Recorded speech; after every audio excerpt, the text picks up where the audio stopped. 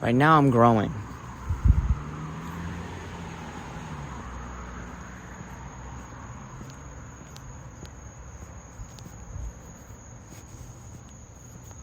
Okay, currently things are behind the veil for me.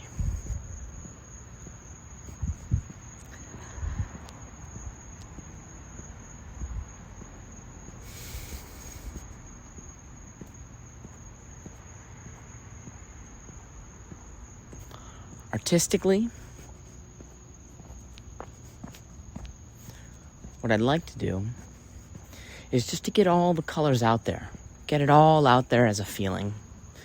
Like an underpainting. Just get rid of the white canvas. Cover it all up.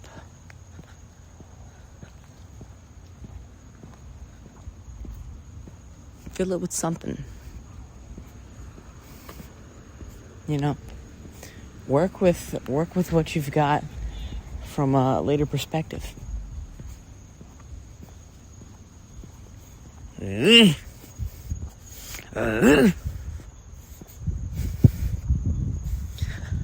Alright, forget about it. I can't, sorry everybody, I can't work like this. I'm about to have a Tom Cruise meltdown. Hey, you camera guy, you fucking boom mic guy, you gotta be on top of your shit.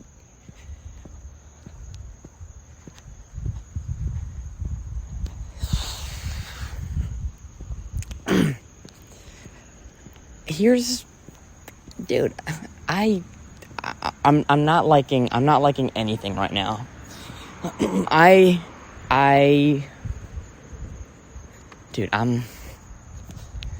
I can't even get my own thoughts out right now. I'm so freaking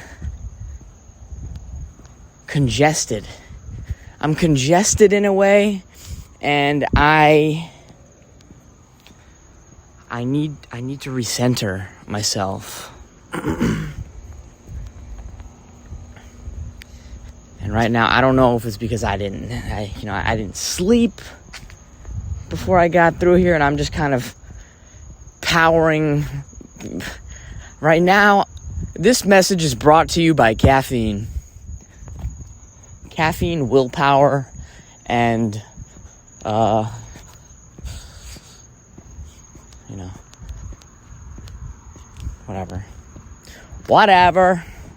whatever. Hello? See, okay, so I guess I'll just fucking rip, right? I'll rip. Let's go. I hardly ever, okay, nowadays, my life is quiet, dude. My life is seriously I'm living the fucking dream, okay? I make art all day. I pretty much meditate all day. That's to say that I'm in communication with, I hate saying this, I really do, but, I'm in communication with celestial beings, okay? I'm in communication with the Rochambeau sort of images I'll see in the clouds, okay? I'm in the, dude, okay?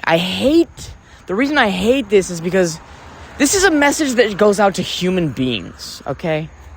This is a message that is supposed to reach human beings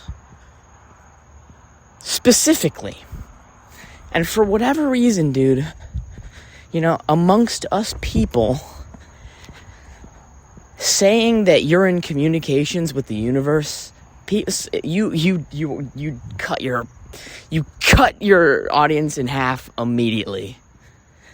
And so why initially I feel any sort of like, why I don't like that, I don't know. I have no fucking clue why I have some kind of issue with sort of severing half of the listeners right off the bat. You know, it's a good thing. It's a good thing to do that. I mean, the more you sort of reveal yourself, the closer you get to the people who, I don't even know. Like, I don't know. Do I speak to, like, find my tribe? Do I speak to bring about my tribe? And then people that listen are like, yeah, I'm kind of like that guy. I could jive with that guy. I like that guy. Or, you know, do I do these things to even be liked? I don't know, dude. I'm here. I'm just like I'm talking with.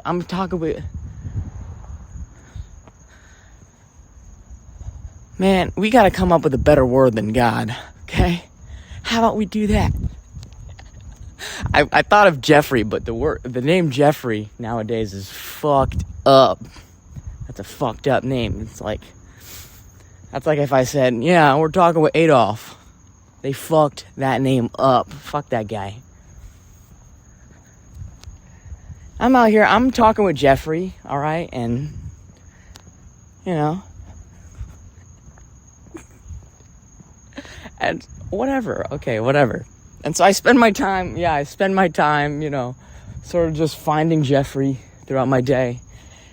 And really just kind of playing, like really swinging with the metronome, because every moment is a kind of decision.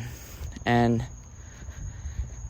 sometimes there is a very low vibrational operator kind of at the steering wheel of my life, a real plankton inside the brain, trying to shift things into maximum hyperdrive. He's trying to get that fucking Krabby Patty formula, secret formula, and steal that shit out the vault, you know?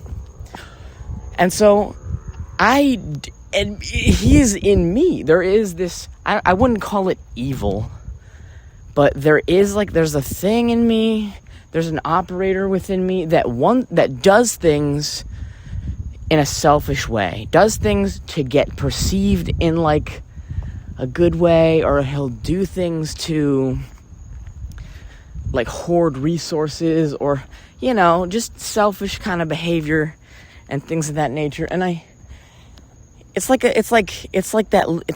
book, you know, it's like that book about David made a mess, or no, David. It's just like a little mischievous kid. And,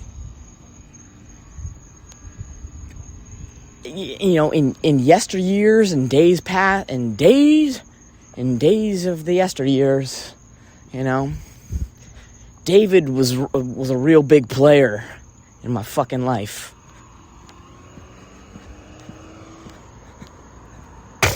David was a huge ass player in my life.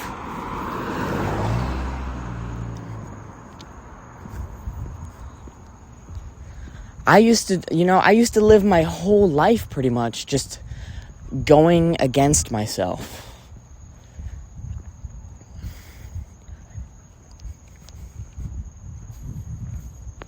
I used to live my entire life, and it was pretty much entirely predicated on the future.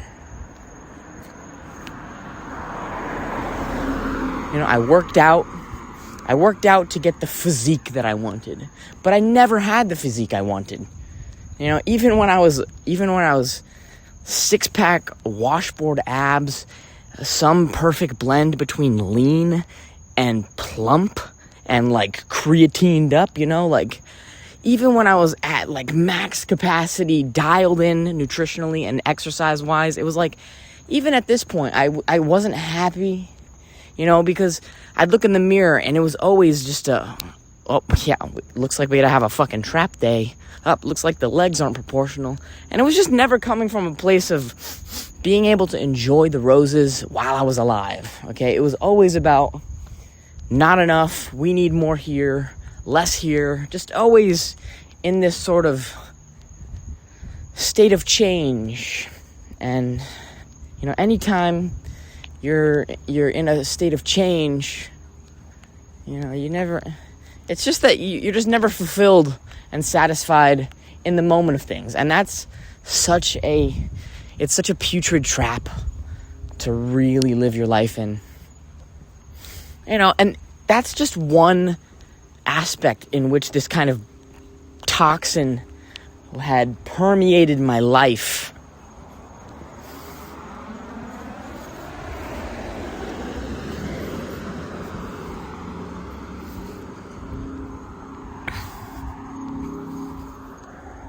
You know, it really felt like everything was slipping away from me. My time was slipping away from me. I felt like I had no control over anything in my life. I had no agency. My entire life was dictated on... I was a slave. And if I'm a slave now, then I'm a slave to a purpose that is ultimately, like... I don't give a shit. Like, I am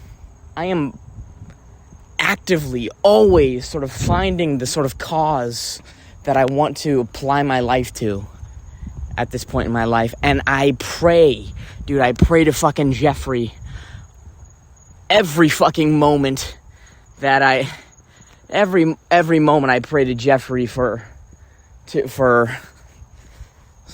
what do I pray? I don't know. I don't know. Like a harmony. Is it harmony with Jeffrey? Is it, you know,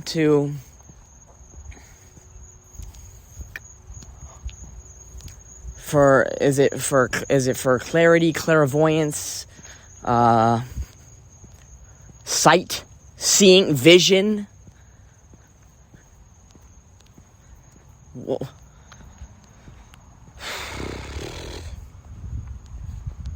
Yes.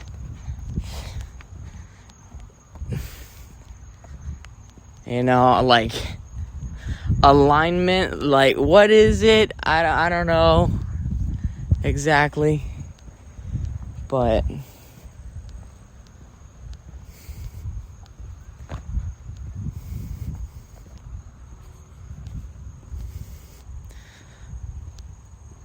yeah, dude, I guess I'm speaking of times where I was a real slave, bro. A real unhappy, miserable person. Like everything in my life was just go, and getting nowhere. You know, the Red Queen's race. You run this fastest to stay in place. And now my life is amazing. It's fucking amazing. I go to bed when I'm tired. I work when the work is to be worked on. I stop working when the tap runs out, you know? It's like life makes sense, god damn it. That's what I'm talking about. Like I would wake up in the morning and just say, like, come on, you gotta do this. You gotta do this. And just constantly, boom, just forcing myself into a life that, why? You see, why was this my relationship with myself? And why for so long did I feel obligated to live my life like this? You know, looking at it now, it was fear. It was, well, what the fuck? You know, it was fear, it was trauma, it was...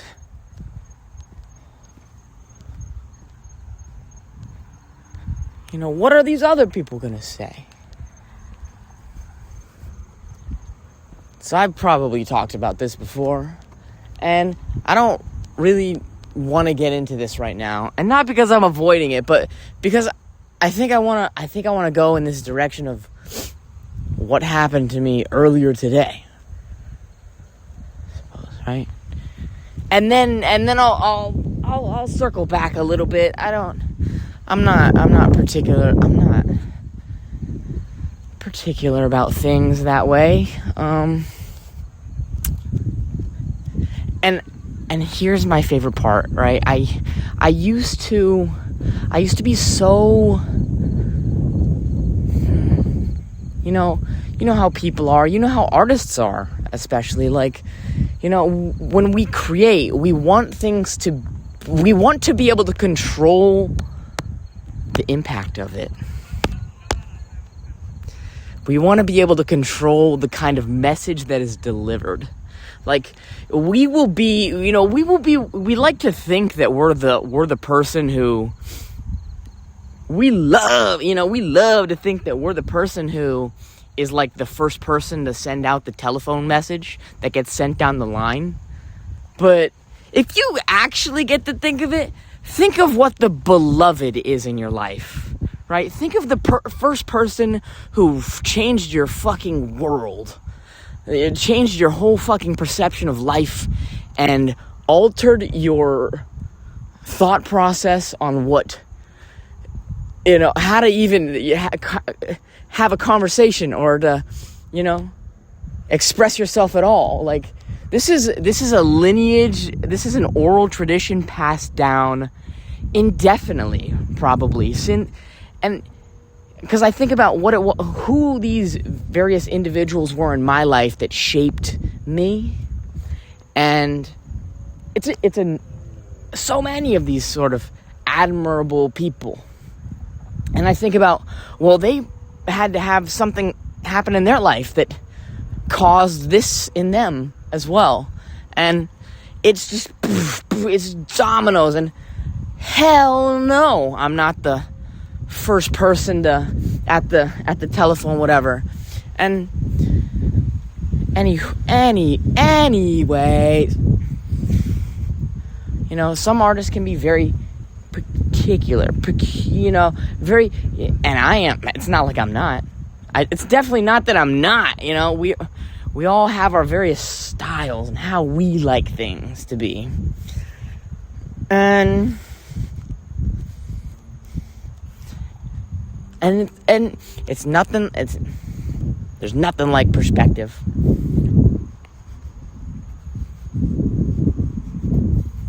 I listened to some Kanye West interviews today, some old ones.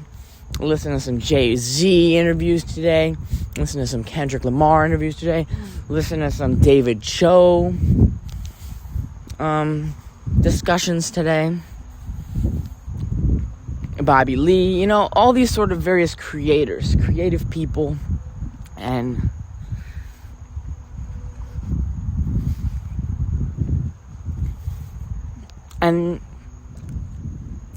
absorbing the various sort of, unique flavors of how they craft their message.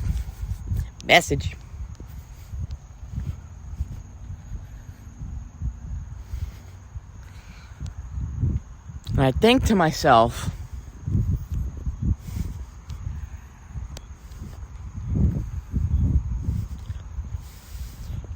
it's lovely, and it's well-meaning, and all of these things. And I take it back to base principles. It's like, funnily enough, the man himself said this. Jay-Z said this. He said, look, you can't take anybody else's advice because, they're not you.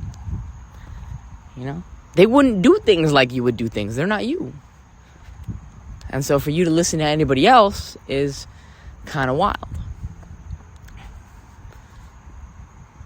I guess that's one flavor of this. The next flavor of this would be, oh man, the trap.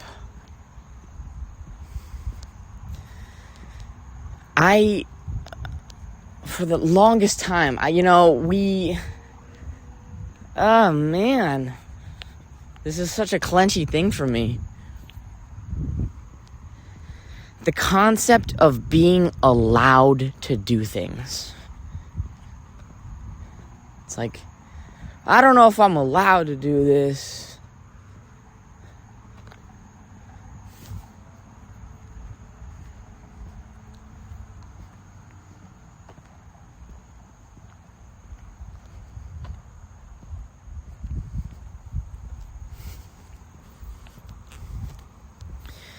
I got into a strange headspace today, and I got into an interesting headspace today. And it came about when I was watching this interview with Jay-Z and some young man. And they were in this room together, and it was Jay-Z. It was J-fucking-Z. And this kid. And, Jay-Z is this, like, billion-dollar established artist, and, he's not a businessman, he's a businessman. Like, he's not staying in the hotel. He owns the building. Like, he is like at this sort of level or whatever. But I mean, these are just things of his life, things that he's done, or maybe even things that are like whatever. But he said it in a rap too. You are who you are when you got there. I mean, there's something about fundamental reality that doesn't change. When you get something, or when you finally hit your goals, it's like, you are who you are. And so it's like, what the fuck is the relationship with yourself, and how do you make decisions?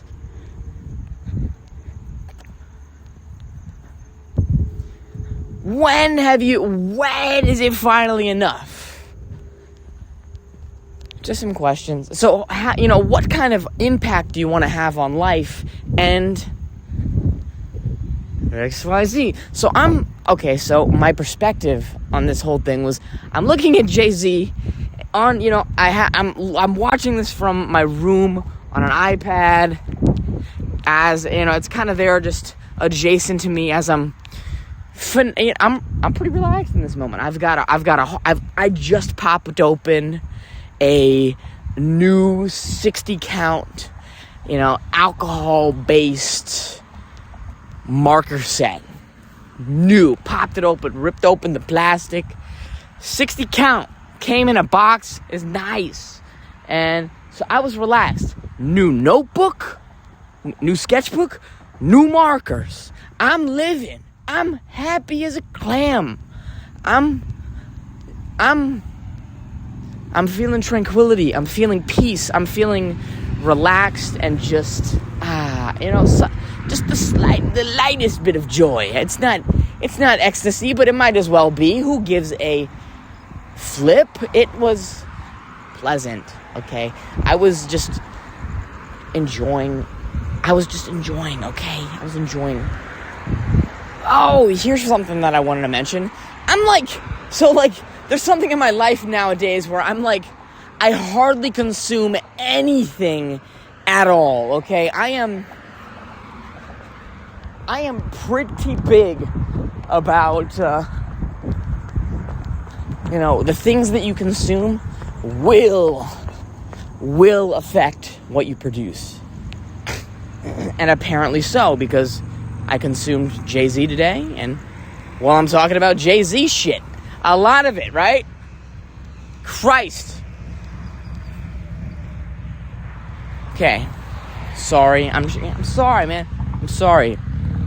This is my own. This is something to unpack, because I'm breaking it down. Because where I'm at on the journey is like, I don't want to consume shit at all. Right? David Cho, he once said, hey, okay, you, draw a peacock. And someone's like, well, what the fuck does a peacock look like? And he's like, draw a peacock. He's like, I don't know what a peacock looks like. I want you to draw a peacock. You don't need to know what it looks like to draw a peacock, okay? Draw what you think a peacock looks like.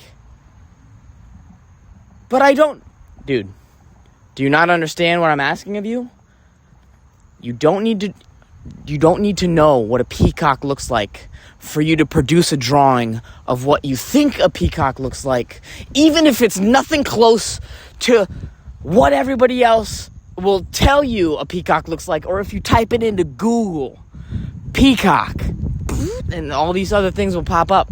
You're producing something entirely unique and new. And this is the kind of thing that I want my entire life to be, okay? So it's like I am like uber hyper conscious of everything that I'm consuming. But alas, here I am on my iPad. Jay-Z, Kanye West, David Cho. So maybe I fell off, or maybe I was a little more lax about what the things that I was consuming today. And so I don't bash myself over the head for that either. I'm trying, I'm in an era of my life where the relationship that I have with myself, I want it to be a nice one. And so that means that, the plans change, okay? The plans change, and I'm not trying to fucking berate myself all the time like I once had done before in my life. Stick to the plan, you stupid person. I'm so sorry. Jesus Christ. I'm sorry.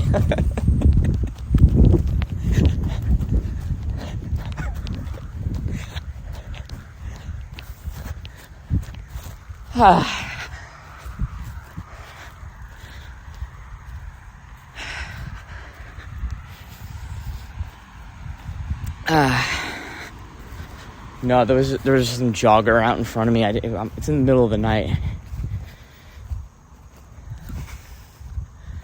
Some jogger over there. That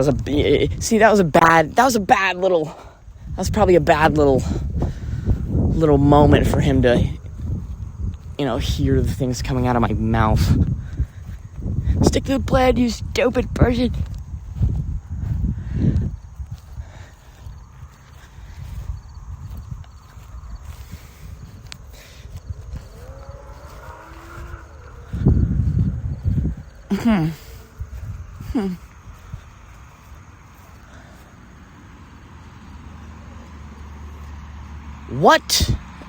What is that, right? That's a ripple in time, right? That's something you see, that's the relation, that is an aspect of an inner dialogue that I've had with myself, that I have more or less listened to, and it affected my behaviors and my actions as a result of hearing that. It's the kind of go Gary, go, and Gary's going, and he's and he's breaking down, he's exploding combustibles and things like that, and whoa, holy shit.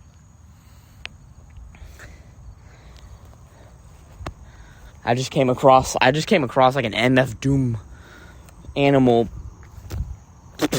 skull and bones, and legit ones in the middle of this field. It's pretty epic. So if that was a toxic inner dialogue I've had with myself, what kind of effect did I just have on that jogger out there?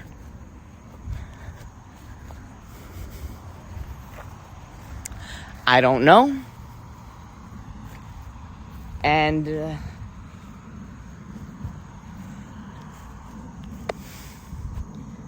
how do I move on from this?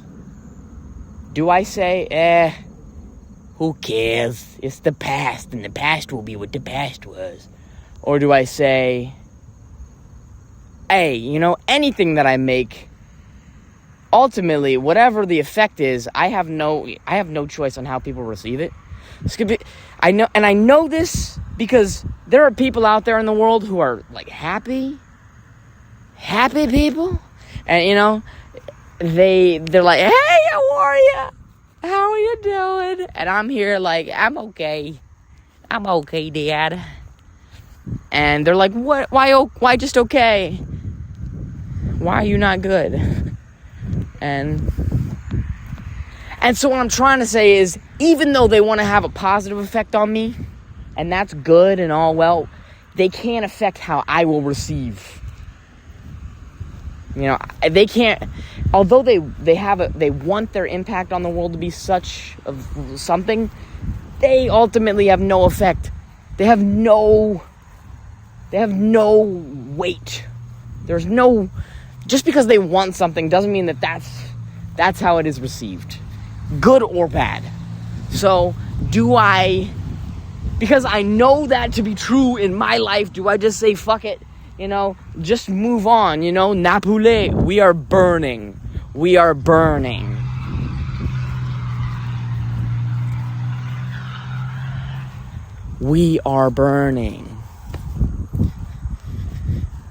You know, so you just move forward, you walk with the survivor's guilt, and so on and so forth.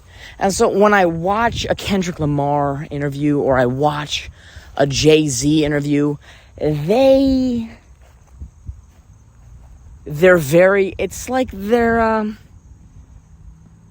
fuck it, speak from the heart, bro. What are they? They care about the impact that they leave on the world. And so they don't just pop out willy-nilly random. They don't pop out, you know, they've, as big of the creators as they are, there are limits to the things that they will create. You know, they still care about the perception of themselves. They care about their own, they put themselves as such a big part of what Jay-Z is. You know, themselves as such a big part of what Kendrick Lamar is. At least in the interviews. But like the music, it's, you know, the music, that's like, that brings a whole load of shit, man. You know, he's got that all white cocaine on today. So that's how you feel, Henry? That's how you feel? Yeah, that's how I feel. That's how I fucking feel, man. That's how I feel. Anyways. So obviously I'm critiquing these dudes. And this is what I do. This is my particular, you know, angle at which I create from. It's the kind of thing that's like, yeah, I'm gonna poke you. I'm gonna antagonize you into making some new shit. Or just, it takes more of myself, you know? You know, take my hurt, reveal more of myself. Sufis and goofies. Because I see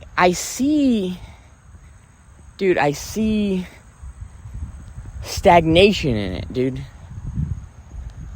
And it comes from a place of fear, like, what the hell the culture gonna say about me? You know, why are we not more fearless? Why do we care about what we produce? Am I coming from a naive perspective? Am I? You know, do I not care about the future enough? Do I not care about the consequences, the impact? And I just come across really naive and just like from a place of innocent, unknowing, oh my God, oh man, Jay-Z, man, thank you so much, Jay-Z. He said, Jay said, it's like, yeah, sometimes, you know, it's, you know, back then in my career, it was like I was walking around through a dark room, and then you get to the other side of it, and you hit the button, and the lights turn on, and you look back, and you just see a whole bunch of pitfalls and holes in the ground and snakes, and you're like, damn, I got through that? Holy shit. And so I'm probably doing that right now. I'm probably doing the equivalent of that right now, moving in a very reckless way, just doing things that's like, let's bring about dynamic change. Dynamic change. Let's do it. Boom. And what's my perspective on that? Pop. Pop.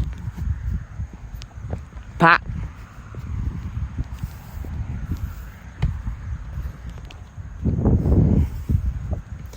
Well, my perspective on that is,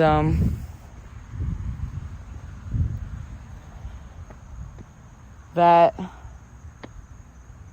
I'm gonna die one day. I'm gonna die one day, and I'm okay with this. I don't want to die one day. You know, I tend to really love life. You know, it's pretty awesome.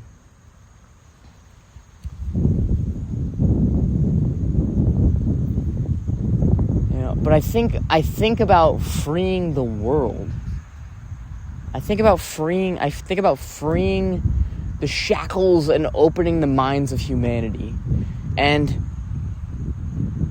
because a lot of us live under the zeitgeist thing of allowance. Like, what are we allowed to do? And we'll be the first person to stop ourselves from doing anything, because we're like, are we allowed? Well, it's like, well, who gives you the permission for that? Right? Who gives you the permission of if you're allowed or not? If not yourself. If not Jeffrey. God damn it. Jeffrey, damn it. So if not you or Jeffrey that's gonna give you the allowance to do whatever,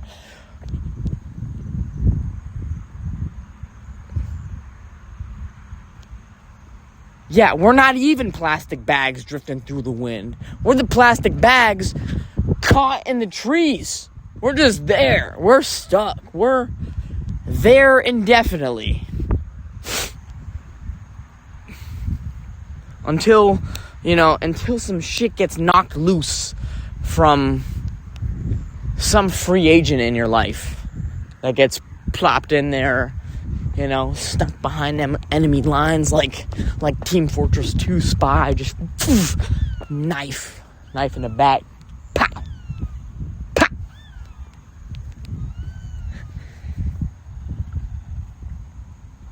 Yeah, no, so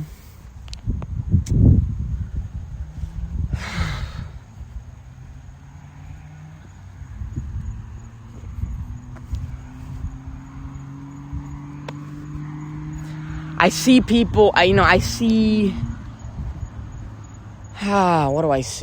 What do I see? Well,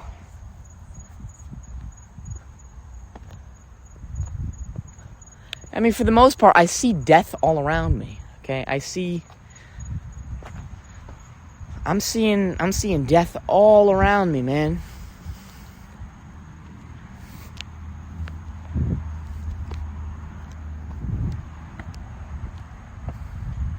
I'm seeing new life all around me.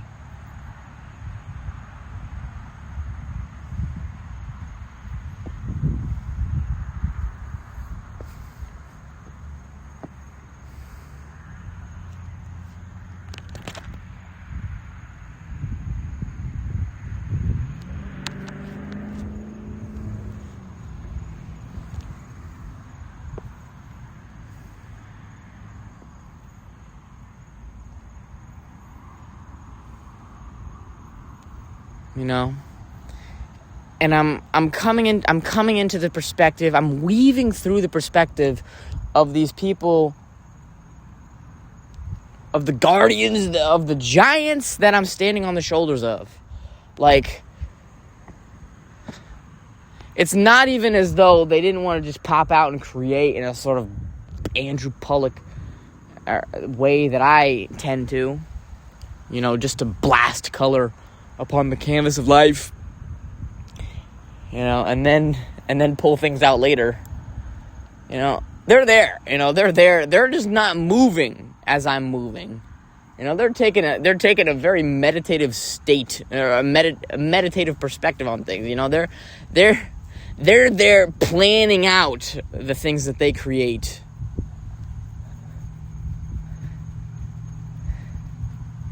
And I'm there not doing such that. I'm sort of creating in a very blind way. Very, very blind way. And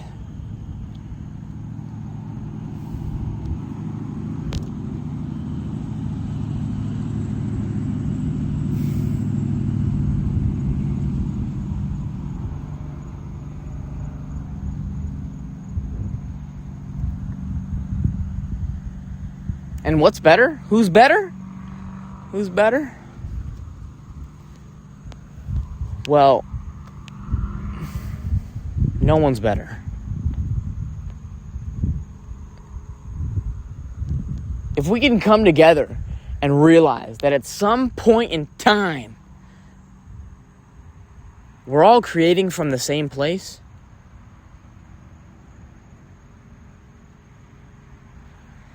then maybe this is what world peace is. But this is the ultimate freedom of the dome, bro. This is the ultimate freedom of the dome piece, bro. This is connection with the ethereal. This is living beyond time. This is living, the pursuit of happiness. And this is the Buddhistic, exiting of the wheel of becoming. This is finding your way out of that.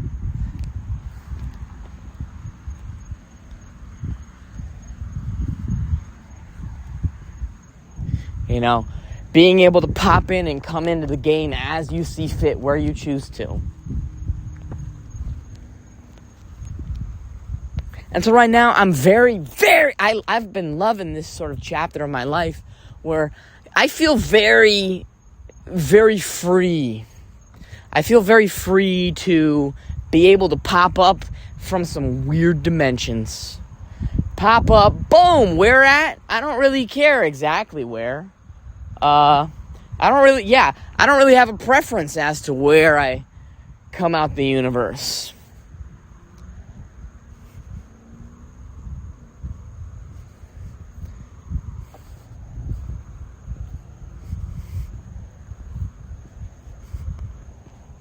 I noticed recently a lot of my ideas have been coming out of the sky. Been looking at the clouds. Keep your eyes to the skies, never glued to your shoes. I don't got those Nikes on my feet, but I'm sticking with the 3 stripes tonight. Yet! No do-overs! No do-overs, bitch. No do-overs. That's life. A man.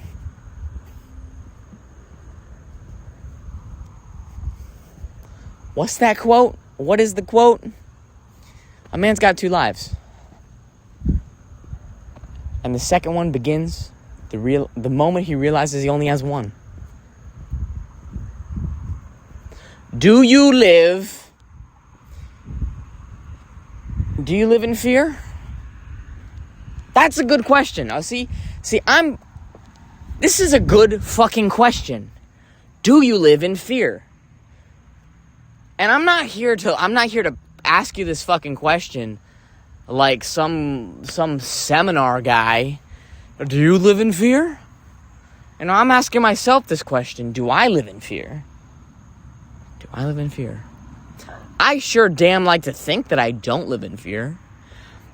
Are there things that I'm still afraid of? Are there things that I'm fearful of? Well, here's one. Right now, I've got diabetes. I've got some honey in my back fucking pocket. I'm feeling a little low blood sugar. Right now it's probably about 75 if I had to guess. And that's not the ultimate low, but I'm starting to feel that stupid cold clammy sweat, a little bit of jittering coming on, and I'm also thinking, well, should I down those effing honey packs right now and just shoot the blood sugar up a little bit, maybe to 128 or something, or beyond, or what are you afraid of? No, I don't really think I'm afraid of getting fat right now. I don't think I'm afraid of... Am I afraid of anything right now? Am I afraid? Am I living in fear?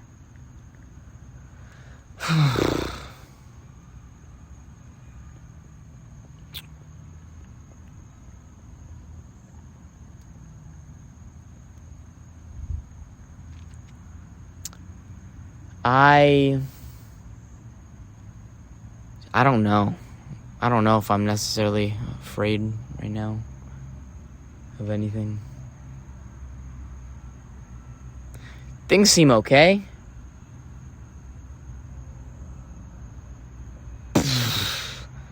Yeah, I actually am. I'm not afraid of anything right now because there's nothing to be afraid of right now.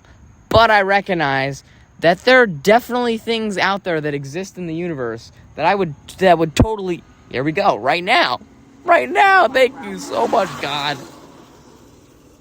I mean, Jeffrey, the universe is funny as hell, dude. It's like, what cologne and weed combo. Very interesting. I used to do that shit all the time. Bro. You blast the cologne thinking that you don't smell like weed anymore. That shit's hilarious. And why is it always the same fucking cologne? That's gotta be symptomatic of the times, bro. Anyway, I ain't gonna lie to you. That is a really nice sort of aroma. The cologne weed combo. I can't smoke weed anymore. I can't do that in my life anymore.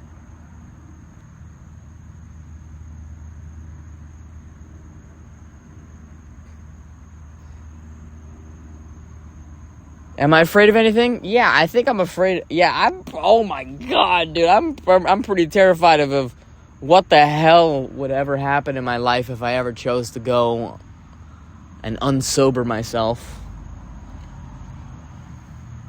I don't know how much that would be worth it. Truly. Oh my God, I am afraid. I am afraid of something in my life. I'm afraid of what the fuck would happen fear.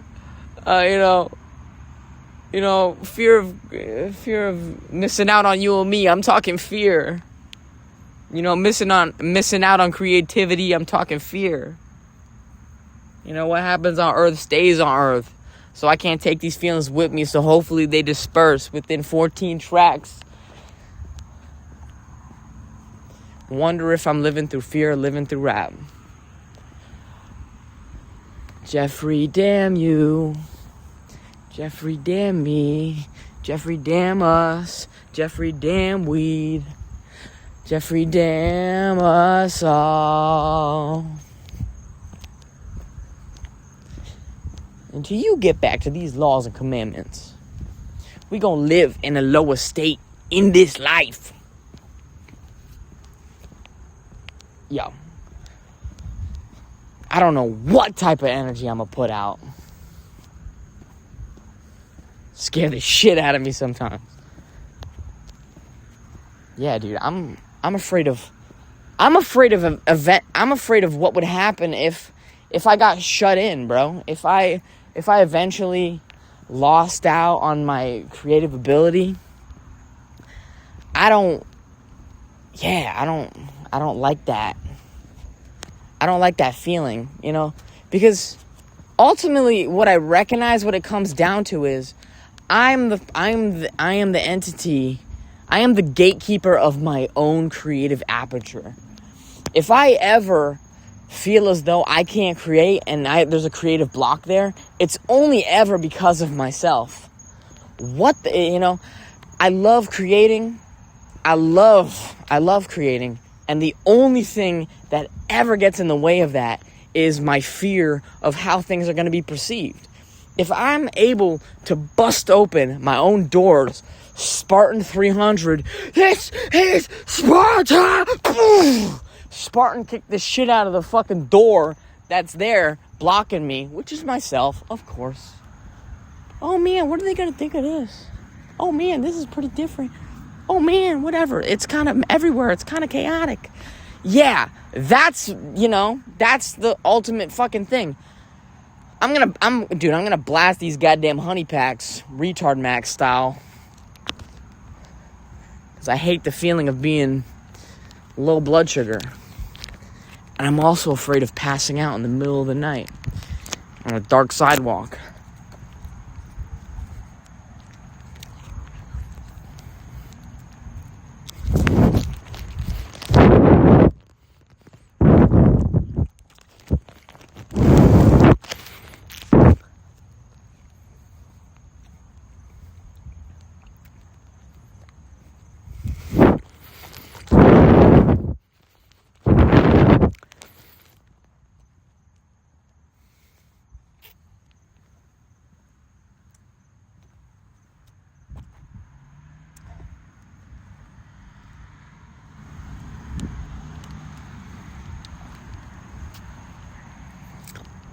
Apparently I'm afraid of sticky pockets too, or fucking up my nice dress pants or something.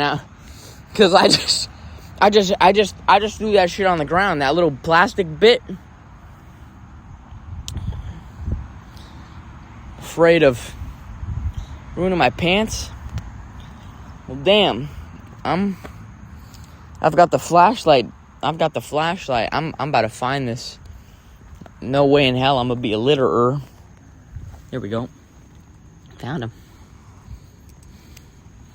I'm gonna go Japanese style on him, Not litter, not pollute the earth. Love you, Mother Earth. Please don't increase your temperature by a few degrees and kill us all. I'd love to live a little longer.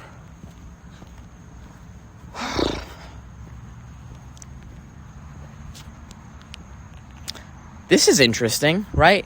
What the hell is the self, right? What the hell am I?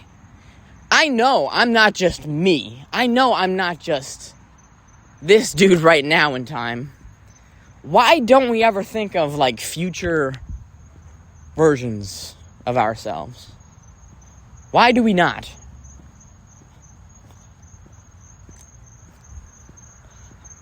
Maybe that's a good question. Why don't I think of future versions of myself?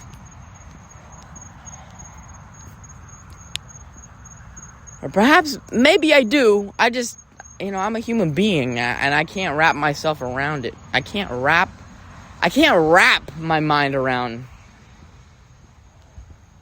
It's bigger than me. It's bigger than me, man. It's way bigger than me. And do I just not have the processing power in my brain to I can't wrap my mind around any of this? And I'm too small of a creature to even wrap anything. I just can't wrap myself around it, dude. I had an experience, man, on dimethyltryptamine one time when I was 19 years old. So about 7 years ago, and I don't really think I've done it since then, which is a weird way to put it. I don't think. What, did you have memory loss or something like that? No. What I'm talking about is I've had an experience of it, and I'm popping open that experience of it. Okay, so let's just start there. And I had this kind of like strange experience that where I folded out into the universe in a kind of infinite way. And what that looked like is if you can picture like the sort of Hindu arm thing where like they just have like a whole bunch of arms where you like radiate a trillion arms from, you know, they'll move in like a prayer thing where they'll move upwards, and as they move their arms downwards there's like a cascading arm effect of just infinite arms falling down. Yeah. Oh, God.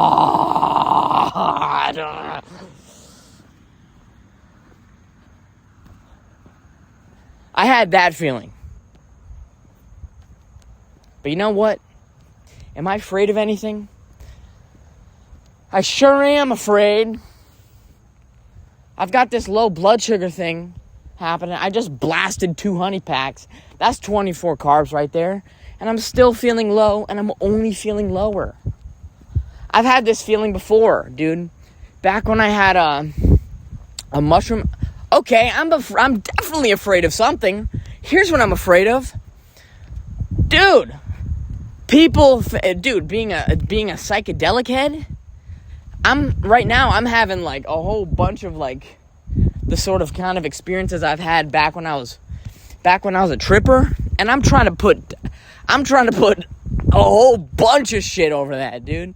I'm trying to put because I'm not trying to be known for that. Or I want to keep these things uncovered. I want to keep this knowledge within me. I don't want to let this out. Not really, but I mean, okay, so who do I care about knowing that? Oh, fuck, Mom. I don't want Mom to know that. Well, obviously, Mom knows that, so.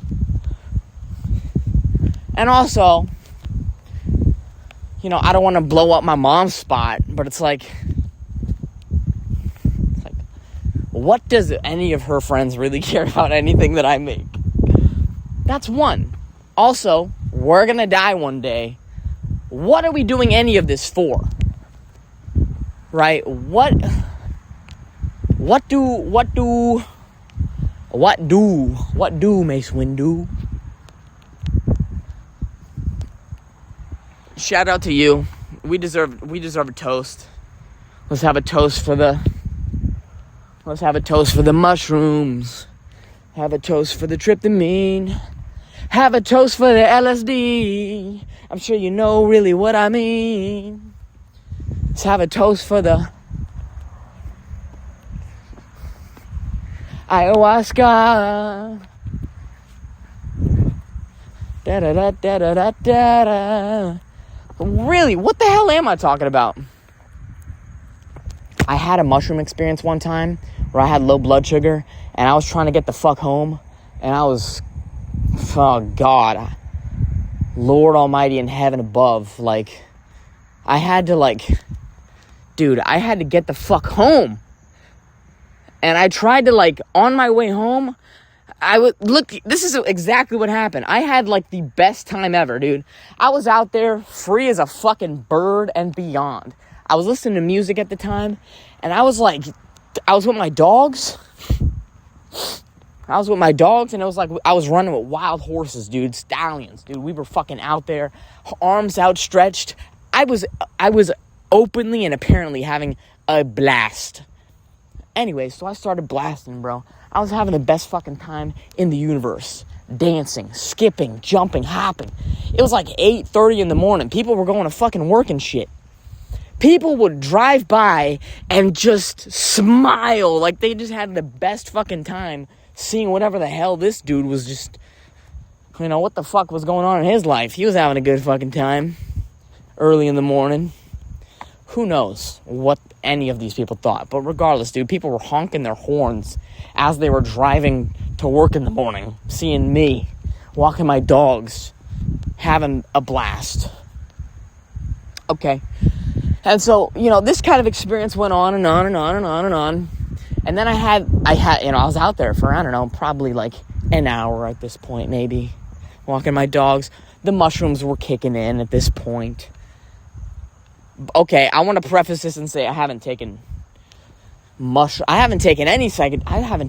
am completely sober. I haven't taken any drugs. Months. Years. Do I plan on going back? No. Does that matter? I don't know why I feel the need to preface my message with this. I think I preface my message with this because I want to say right here, the drugs don't help. That is why I'm saying this. The drugs do not help, especially if you're creative and you want to actually create things in your life. The drugs they're not a fucking enhancement, bro. Every time, dude, this is coming from a former drug addict.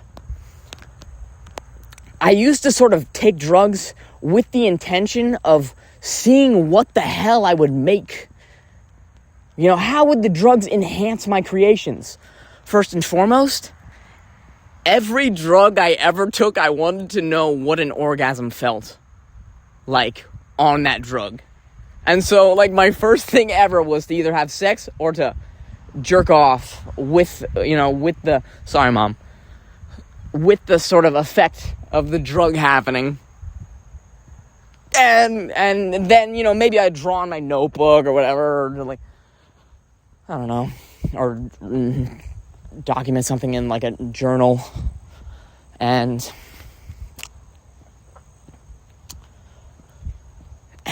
whatever. But the drugs, the drugs were never an enhancement,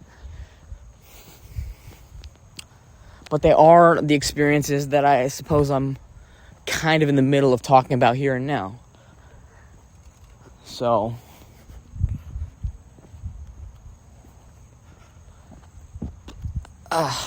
obviously you're going to do what you will with that information. And I'm going to move forward. Mushrooms start kicking in, start ripping. At the time of things, I was 19. And what happened was the music stopped. The music stopped in this moment. My AirPods died.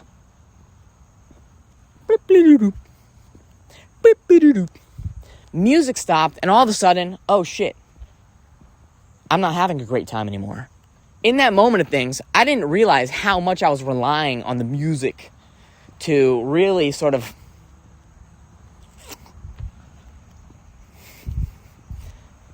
you don't realize what you got till it's gone.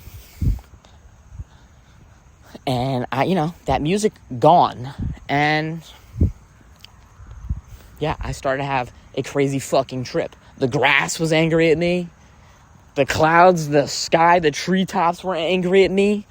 Why were they so aggressive and sharp? I don't know.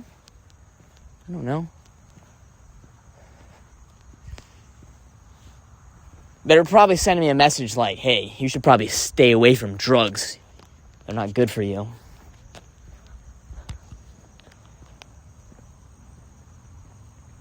I don't know.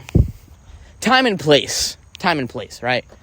I don't really know if that was the message for that time in my life, but I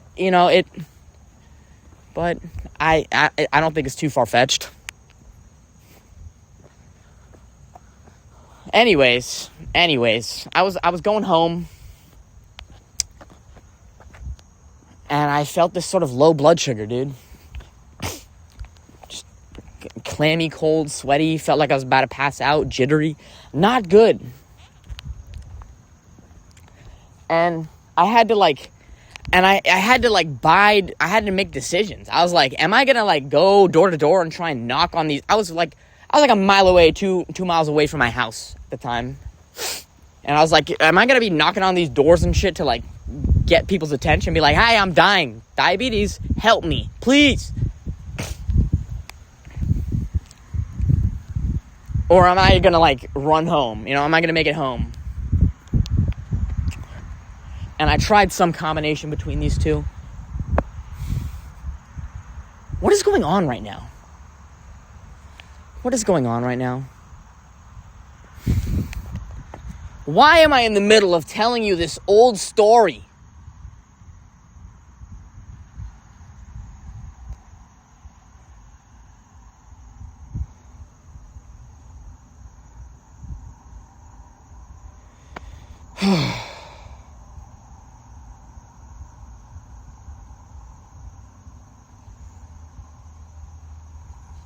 You know, I only ever want to create things from a place that's like helpful.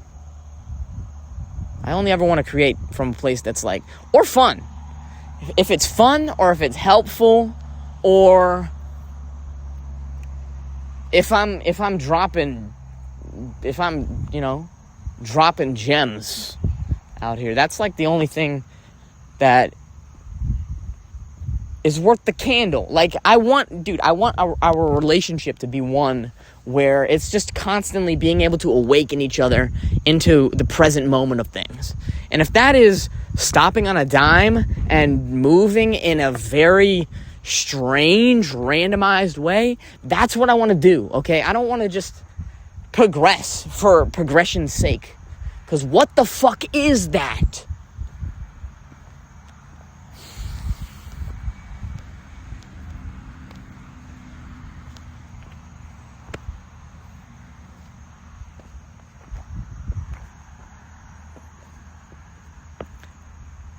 Dude,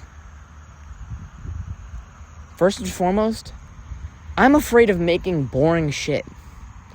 I'm afraid of being a part of things that aren't interesting, or they've lost relevance or something like that. And I always feel, just like from my own personal creation's sake, that like things need to always be topping one another, or always just hitting the bell.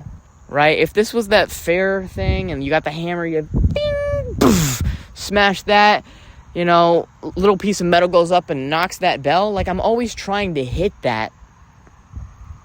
And what I know in my heart of hearts is that I don't have to make anything anymore at all to be anything of value at all to anybody. Like, I know that I'm loved, and I know that I'm loved by the universe, and I know that sometimes I love the universe back.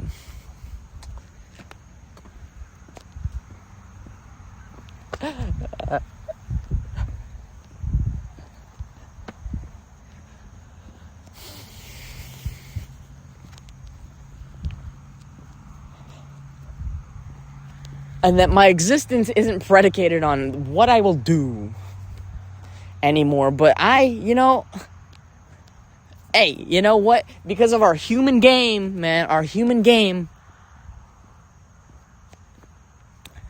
dude, the game is so much bigger than your boy. The game is so much bigger than your boy. And I can't just... There's no way for me to solo dolo, just Mission Impossible this shit. How much does the Earth cost?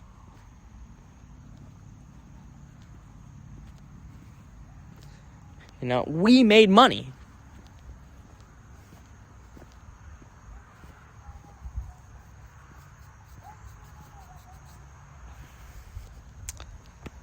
And so this is one of the big topics in my life. It's currency. It's money. It's being present. It's like a whole bunch of stuff. Like, the things that I make, I hope that it's something that gets people's attention. Like, this is what I hope for my creations in the universe, to like be harmonious or something like that.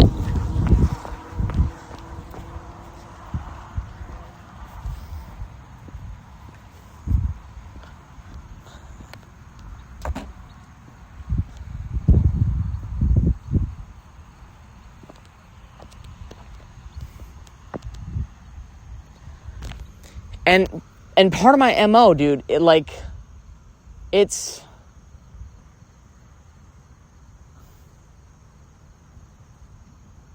Dude, if we could just pull out the rawest of truths, if we could just pull out the thing inside of ourselves, dude, we will totally be able to make some money off of that. Totally. And I kind of hope, right? I kind of hope. I don't know for sure. I don't really have proof of that. I don't really have proof of concept of that. And so I've allowed myself to just make stuff and just to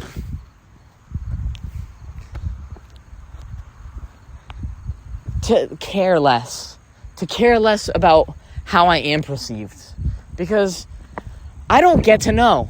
I'm not allowed. I'm not allowed. All right. Jeffrey said, "Do whatever," but you're not like you don't get to have the answer, Sway. You're not allowed to have the answers. You could just kind of believe in yourself or not. So, you do you. Believe in yourself or don't believe in yourself. You don't get to know. And I'm like, shh, okay.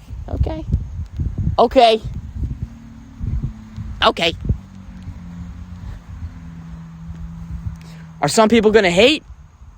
Absolutely. No chance there's not somebody that hates. The people closest to me in my effing life, dude, they don't like it. A lot of times,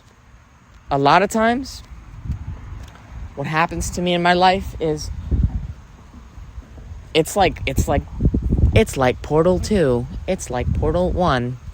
I'll just, sometimes, as a creative person, you've got a few various routes you can take things. I mean, you can be a sort of creative person that lives their life from some kind of orthogonal perspective, an orthogonal dimension, where, when somebody has some kind of emotional whatever, some kind of issue, they've got some kind of thing going on in their life, you're able to sort of pop in from, you're able to see life from like that dimension in Interstellar, right?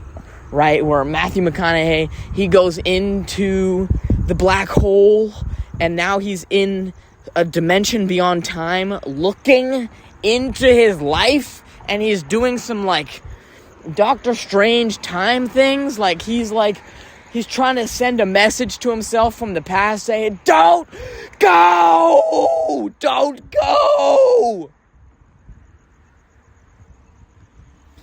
And, as people, oh my spider web. That was a spider web. So as an artist, you can take this kind of perspective. Someone will have some kind of thing in their life going on, and you've more or less kind of lived through that event in your life. And so you might want to just nudge. Sometimes you'll nudge. You'll nudge a little bit. Or, sometimes you just kind of blast from a place of just ultimate knowing. Where you're trying, so sometimes you're sometimes you're subtle and smooth with it, and other times you're just, you just blast, like you just lay that weight down on them, boing, and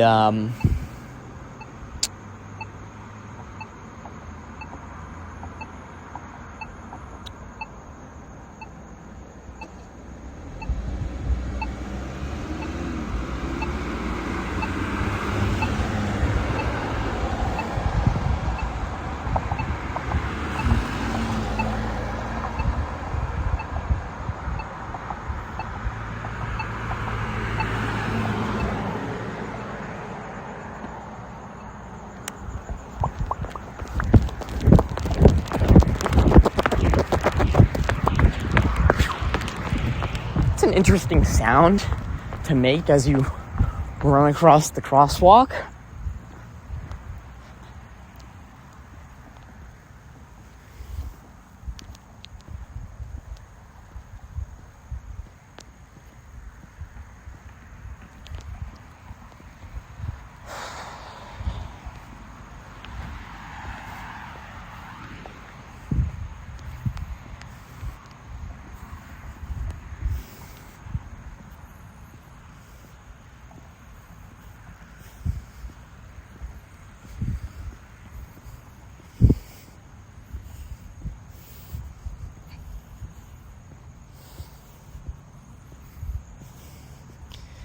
And so part of the places where I will inevitably get a lot of hate from is the lack of, here's the artistic dilemma behind things is sometimes, I create things solely for me and the audience. Fuck them. Seriously, fuck them. I'm making things to like crazy shit. I'm making some crazy shit just to see where it goes. Just to see where it goes. Because I'll make something and I want to know,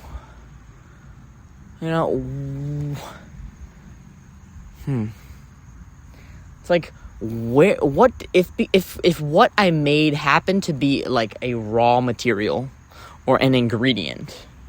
I want to see what various people will do with the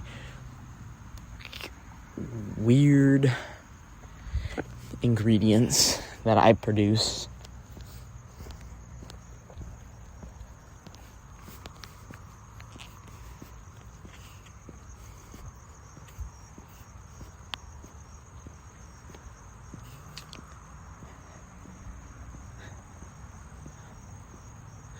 Sometimes I wonder if someone's gonna play the game that I'm playing, and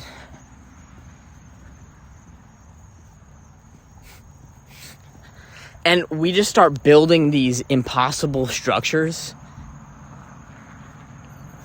And a lot of it, it's interesting to me because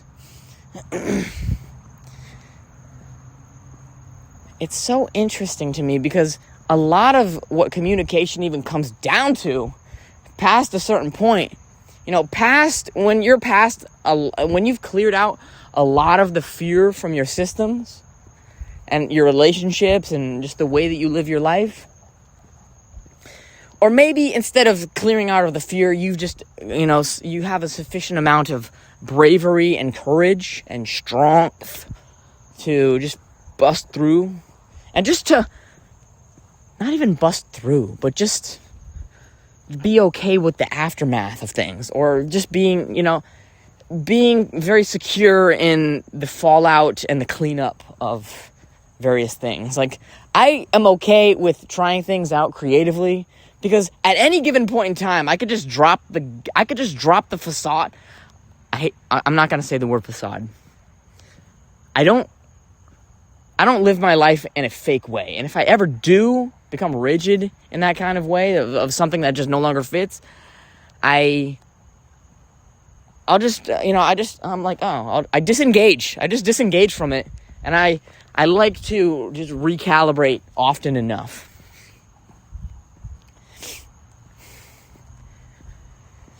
And so I allow myself the creative freedom to make whatever it is that I make. Because if it ever gets to a point where we're getting like clunked into some roles of, like we're participating in these kind of positions that no longer feel interesting, no longer are fun, no longer entertaining, they're more of arduous and they're more like forced and and more of a enduring, more of a Chinese wata tocha, then I don't mind sort of breaking the fourth wall of things anymore and being like, well, yeah, that was blah, blah, blah, blah, blah, blah. And this is how I like things. Like, I like things like that. It's a beautiful feeling because oh God.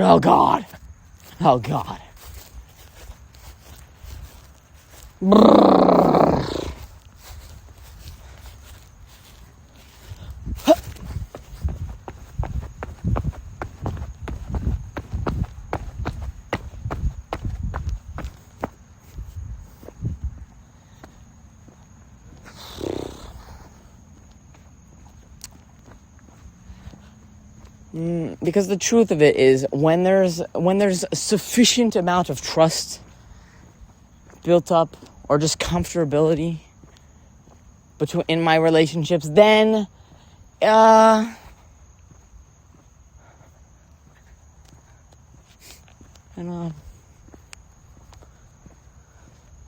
then I guess what it comes down to is, like, each individual, at what level are we comfortable with the reality of our unique situations within, situations that, our personal dynamics with one another.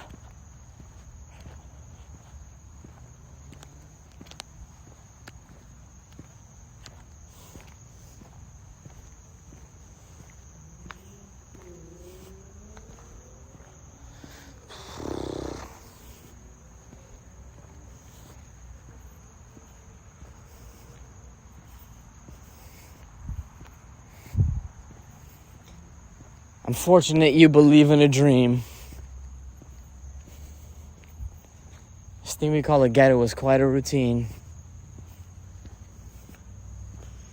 I see nothing but trouble in my life. Oddly enough, dude, I'm looking up. I'm looking up, and death in front of me. You don't want none with me. You don't want none with me. Death in front of me. You don't want none with me.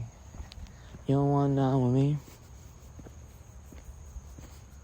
And it's a little weird. It's a little weird because it's strange. Like, Rochambeau.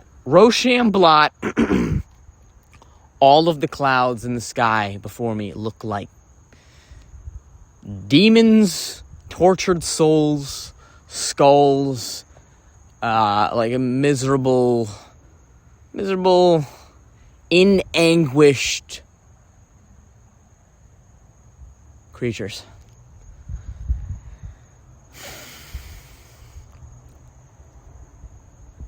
And do things have to have ultimate meaning? Do things have to have, like, meaning in your life? Or is it more about the meaning that you give things?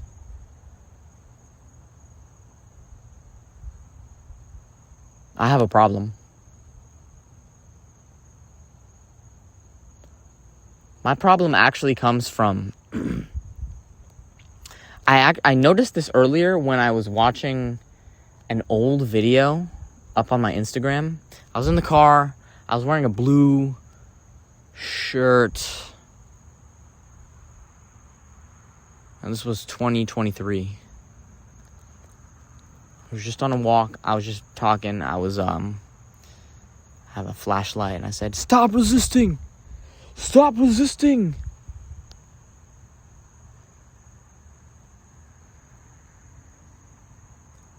In that video, I was able to recognize that I couldn't stop. I couldn't pause. And that I felt compelled to just be continuously making something in that moment of things. And it was probably because I was recording. And it's probably because I was making something for some audience that if I didn't start blasting, at a certain rate, if I didn't get the message out in a timely fashion, then they would have clicked off, and I never would have popped off, and I never would have become somebody who would have been able to monetize the thing that they were trying to do in that moment of things, which was to make content, to be a content creator.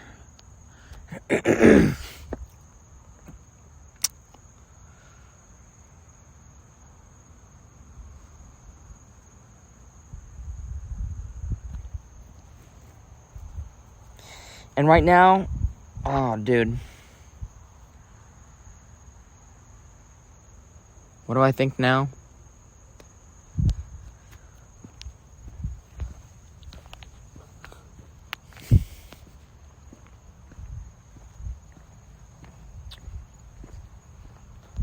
I don't like it. I don't like it, dude. I don't like it, dude. Right now, it's one of those auspicious human births where you get a little bit of what you like and you get a little bit of what you don't like.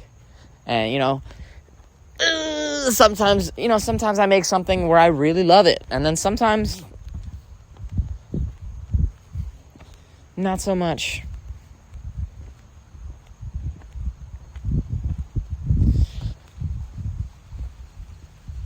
And,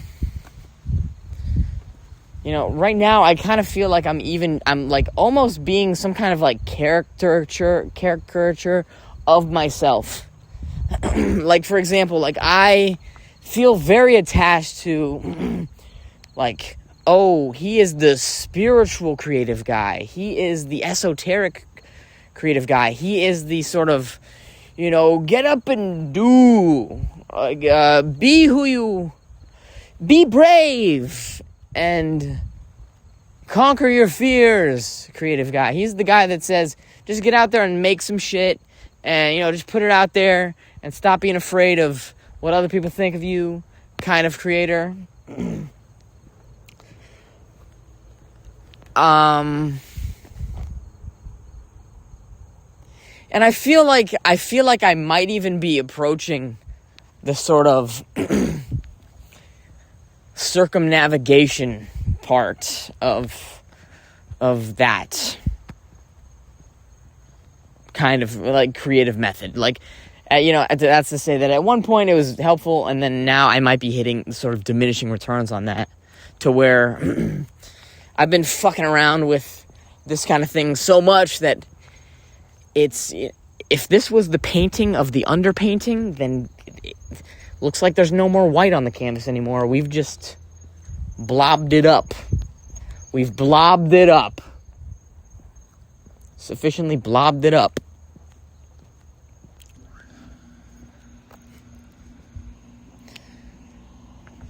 And so I ask myself the question, where do we go from here? Where do we go from here?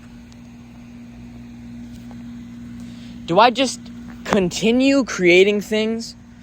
Okay. I'm walking on the sidewalk right now. In front of me is a little seat. There's a seat. There is a trash can. There is a pavilion. A little shade spot. Feels daylight. It's nighttime right now. So it's a small shelter.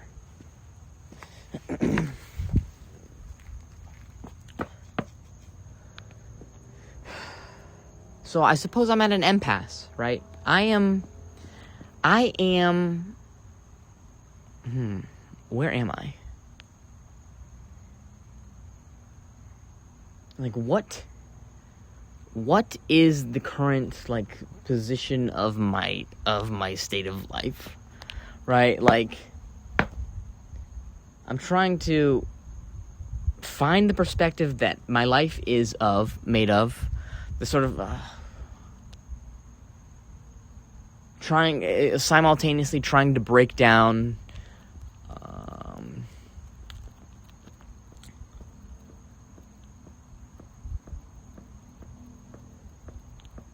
it's the F word, fallacies of my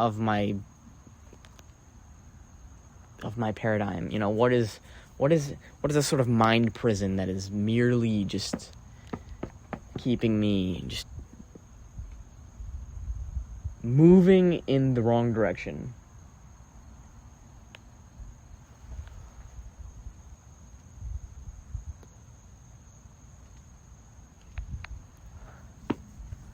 Because right now, I feel like I'm creating things arbitrarily. Where I might, you ever just be doing something kind of like autonomously, and it's like the way you eat cereal. Jordan Jensen's got a bit about this. You eat the cereal, then you pour the milk, and then the cereal's gone, so you add more cereal, and then you eat the cereal, and then the milk is gone, so you add more milk, and then the cereal's gone, so you add more cereal, and then you eat the cereals, and then the milk is gone, and then so you add more milk, and then it's just...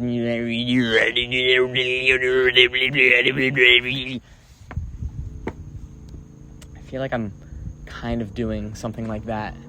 And I feel like I might be getting more numb, or I'm really leaning into this sort of awareness conscientious bit, right? Like, I, look at me and my superpower.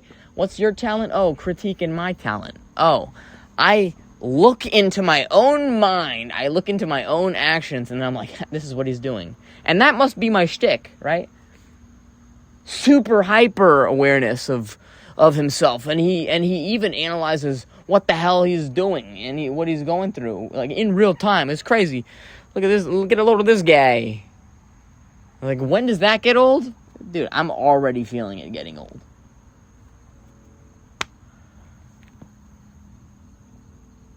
So really, the more things change, the more things stay the same, right? I'm still doing this shit. So do I ever just shut the hell up?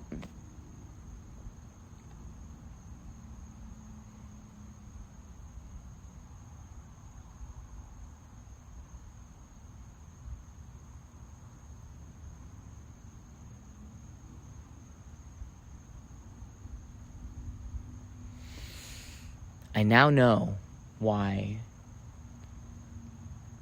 people will say sometimes, you are enough.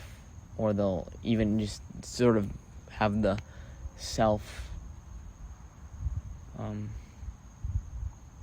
affirmation, I am enough.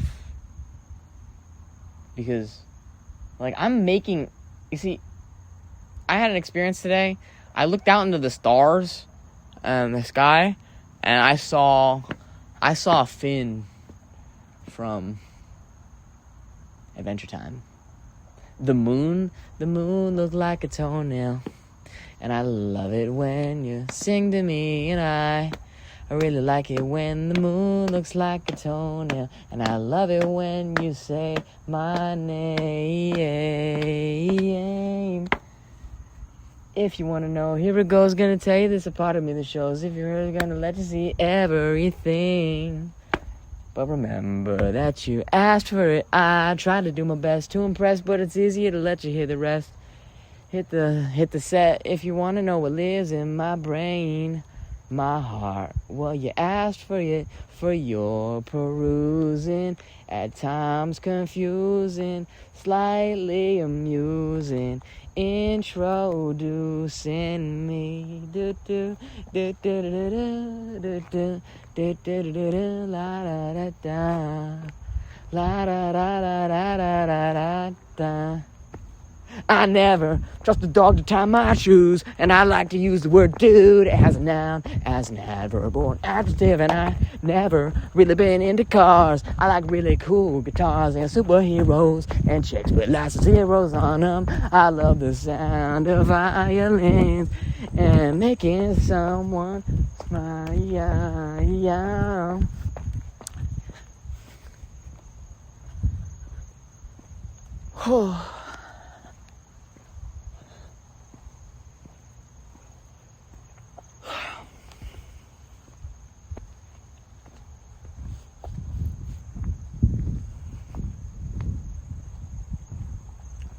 And so,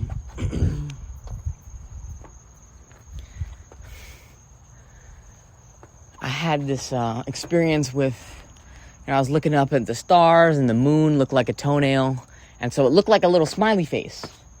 And so the way that Finn, the human in the show Adventure Time, is created is he's got like just a little pokey. He's just got a little dot for an eye, and then when he's happy, he just has the little.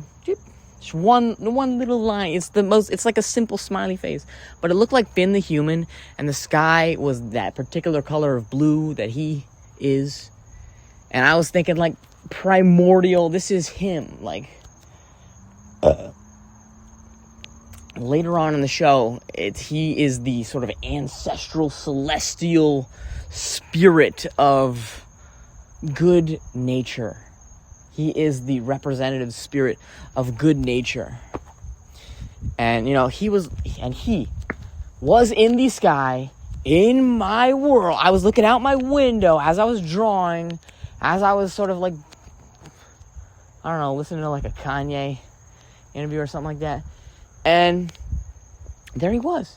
Finn the human, just in the sky, star as an eyeball, moon as a smiling mouth looking at me. And I was like, oh my God. And it was like, the sort of message I got in that moment was like, the universe loves you. I hope the universe loves you today.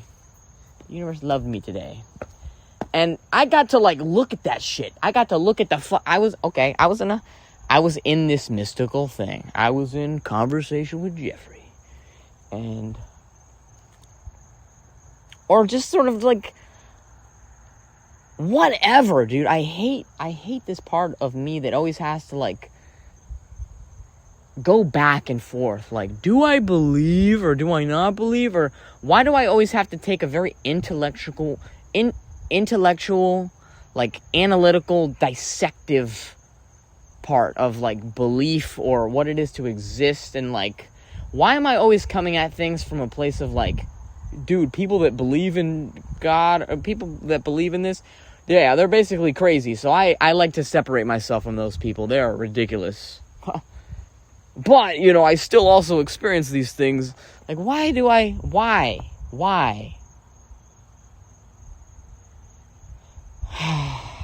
Okay. I was looking up through my window. The primordial, celestial spirit of good nature was looking at me, and it was basically saying, like, yes, I freaking love you. I love you. I love you. Regardless of anything, regardless of what you do, or, of all of these, anything, I'm just looking at you through love, okay? I'm looking at you through the lens of love. And so no matter what you do, whether you're paying attention to me, loving you, or you're just there doing your art in that notebook, I'm loving you. Whether you go to the bathroom, or whether you look something up on YouTube, or whether you go into the kitchen and grab some food, I'm there. I'm looking at you with love. And I'm there sort of just stupefied, dumbified. I'm like, at first I look, right? At first I look, and then I'm like, dude, I can get lost in this, right? I could stay here forever just looking at this thing that is looking at the universe, looking at me with love. I could just be here indefinitely. And then I thought to myself, like, oh, wait, what? I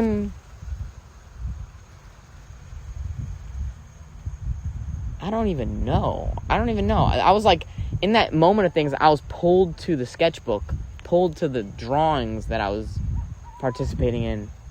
Not even necessarily like knowing what my next move would be, but kind of feeling like I am doing these things so that way one day I will be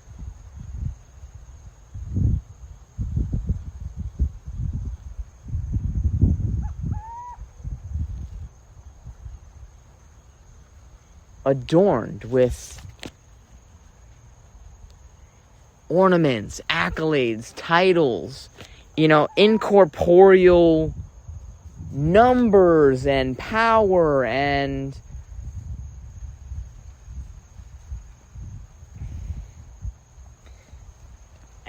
these kinds of things. And I was in this sort of tornado of a moment where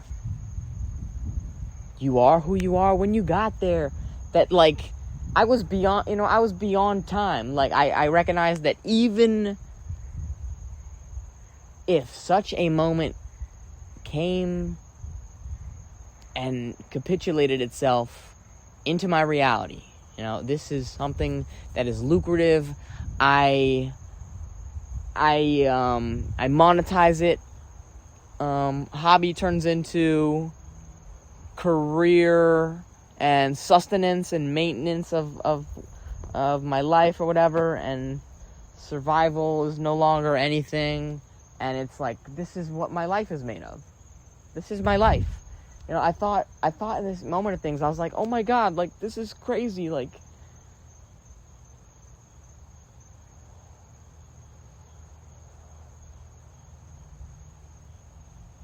how do I even say it? You know, I was just there with my freaking notebook, you know, under the kind of lighting that I like.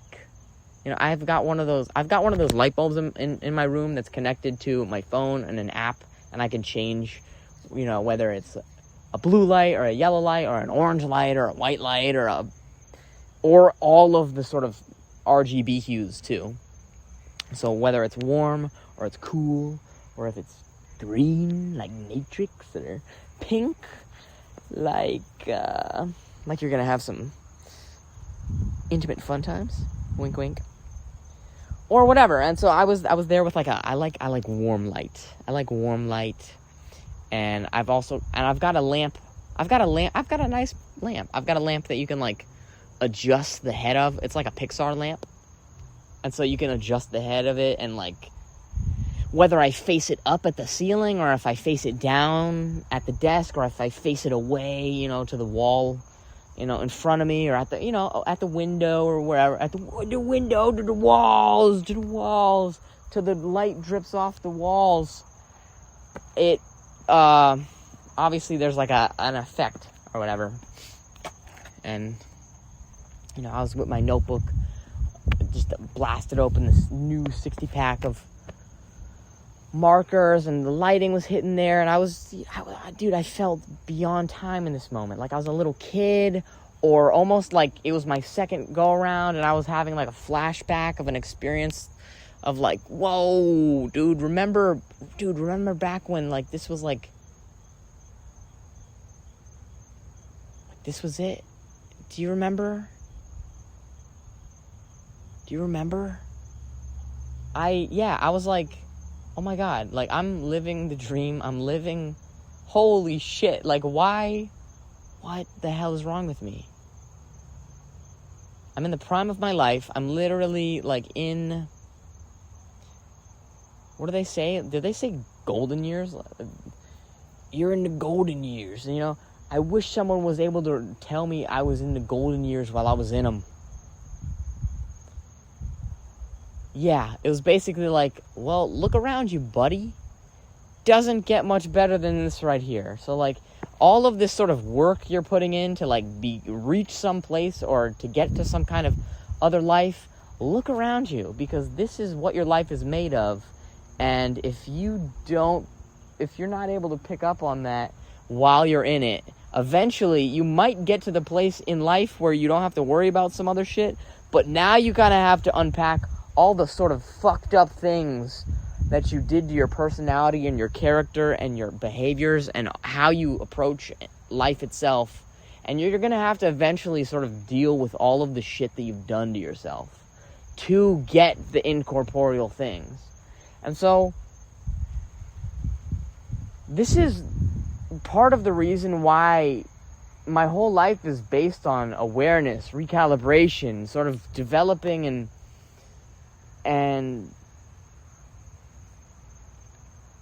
you know, having,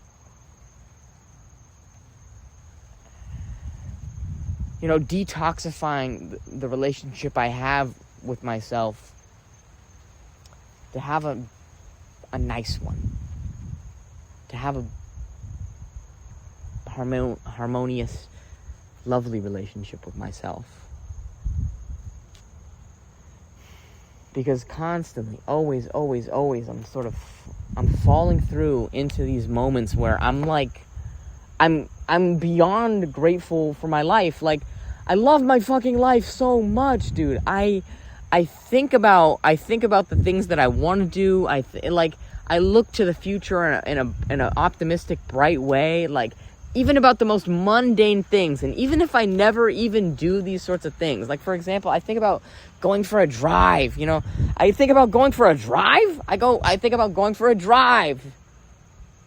you know, when the sun comes up, when the sky is kind of like pale blue, and it's more or less like light out, and I'm driving by the beach, and they have the kind of dull brick that has like a small coating of sand on it, and I'm just out there, and it's, the life is moving, and there's, bustling environment, it's ambient noise, and it's just a vision. It's just a little vision right there, and it just breaks open to my imagination, and I'm going into memories that I won't put on. I don't think I'll put on display, but I'm sort of like there in the gallery of my mind right now, and I'm looking through a kind of, what do they call that when there's just like one picture after another? Slideshow? I'm there viewing a kind of like slideshow imagery in my imagination of memories that I have of my life, of things that were basically non-events, like things that I never really thought of as anything at all. They're coming back to me in this moment of things, like a returning of, and they're so precious to me, and they're things that I never really thought of as being really big at all. Like, I remember back when I was a little kid, and we got this fish tank that hung on the wall, and it was backlit, and I'm picturing looking at that thing from a dark room, and just this neon small aquarium with these neon guppies and little tiny fishes in them, and it's like, everybody's got like a memory like that, where it was like, when you were there, you never really thought of that as being anything at all. At all. And I think about all of these things in my life that I never really thought of as anything important to me, or I couldn't appreciate in the moment of things. But as I look through the sort of slideshow and gallery of my mind, it ends up being like, I'm a sentimental guy, I'm a sensitive guy, I'm a feeling guy, I'm an emotional guy. I think of these things, and I'm like, damn, that's I'm torn. There's a fork in the road. I'm torn between saying it's beautiful, and it's also just like, yeah, whatever, right? Whatever. It's just so yeah, whatever.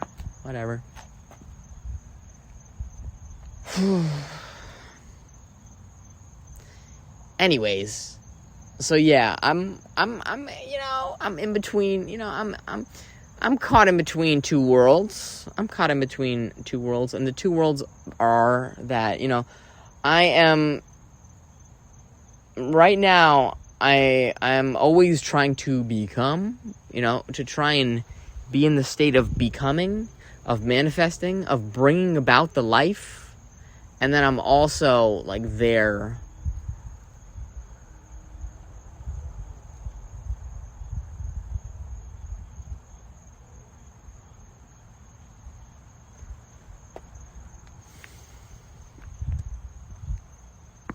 more or less just always trying to remind myself that, trying to like keep a level perspective on it, that, yeah, I mean, do all the work to like bring about the life, but also, hopefully you're the kind of person that you more or less want to be when you find yourself, when that future becomes your present. When the future becomes your present, hopefully, are you what you want to be? Yeah, yeah, yeah, yeah. Yeah, yeah, yeah, yeah.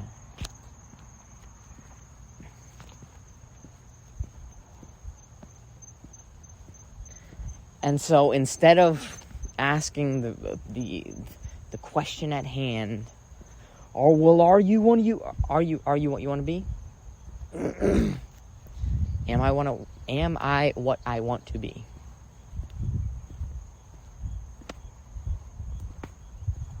The interesting answer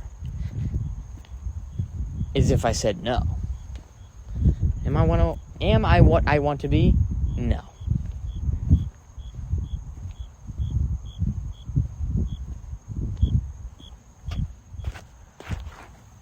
I'm sitting at a bench right now. Am I what I want to be now? We're closer.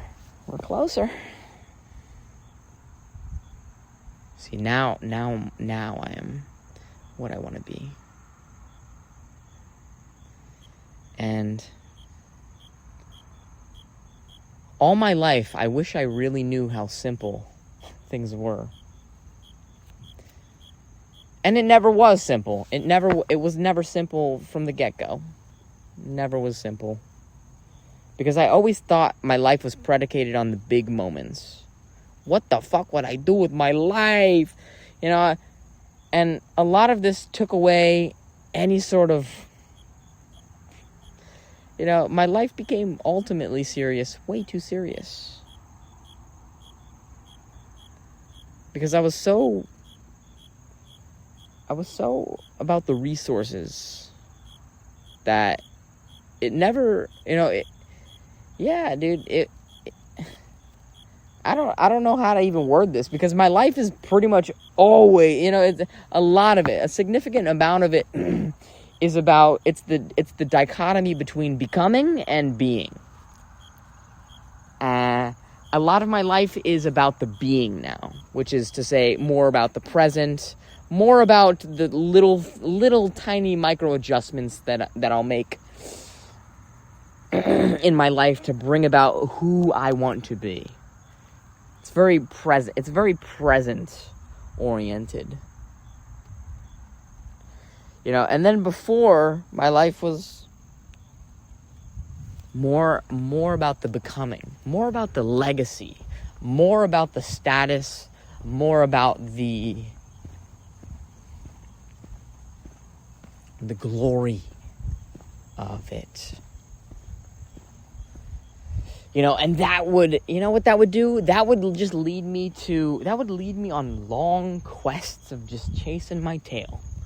I would go on I would walk. I would go on like 12-mile fucking walks to maintain this crazy physique. And, you know, that's what it was for the moment of things. But it's like, if I ever sort of felt like sitting down or just sort of like pulling away from that, and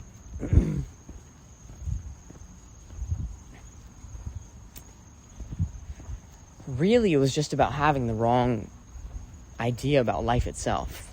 I think about it in terms of this now. For example, like if I ever went on a walk with my dog, I imagine it like this. Like I would be so adamant about going in this direction that if my dog ever wanted to stop and smell something, that we didn't have time for that. It's like, we don't have time for you to go and smell that. And I think about it like this now, where it's like, well, why did I care? You know, why could I not stop and let him just smell some stuff?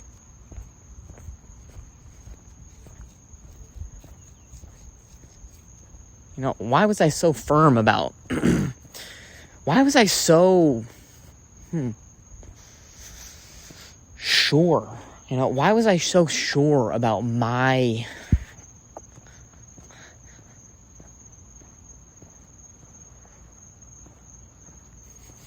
that my plans for the walk were the plans that were that held the quintessential like beauty of life or something like that, like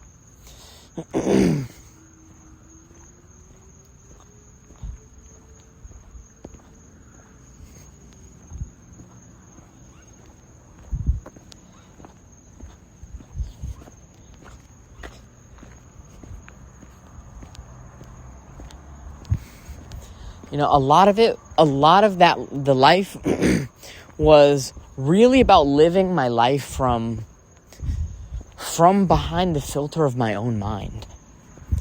You know, and I think that one of the biggest blast points of your life is ultimately being able to eventually be free of your own self, be free of your own mind, be free of your own desires, be free of what you want your own life to be. That is like the ultimate freedom. At first, it comes from various other sources. Like you got to be free of the system. You got to be free of the various other people who tell you can't do things, and then you might believe them. You're free. You're free from insecurity. You're free from getting free from your fear of how others perceive you, or what they'll say about you, or what they'll label you as. And then there's freedom from the things that you make and the sort of detachment that comes from that. Then there's the freedom that comes from how you want your life to play out. The freedom from your own, from the freedom that comes from what you want your legacy to be. The freedom that comes from letting go of what your life is to be. And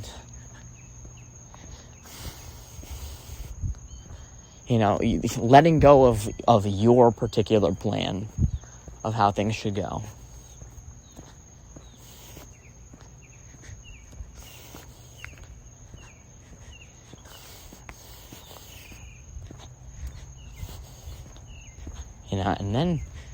And then what do things be? What do things become at that point?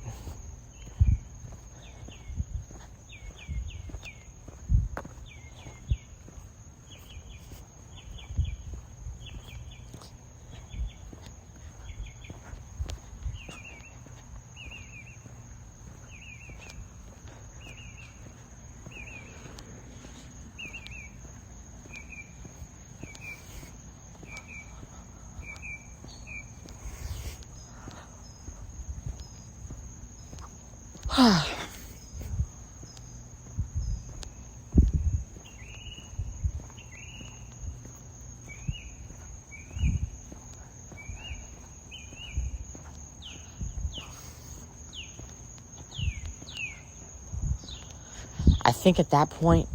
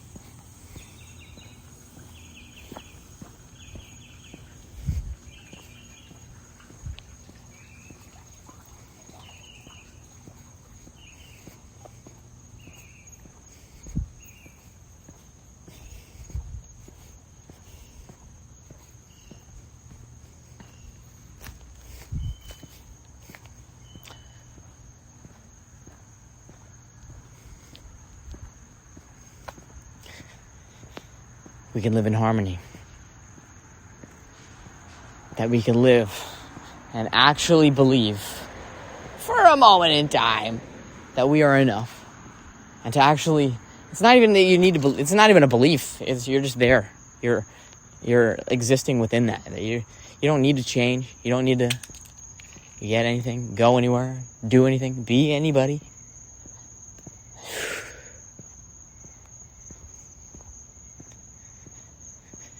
And that's it.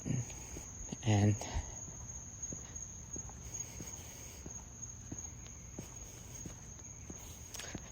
I know heaven is a state of mind. I know heaven is a mind state. I've been a couple times. Stuck in my ways, but I don't really fucking mind.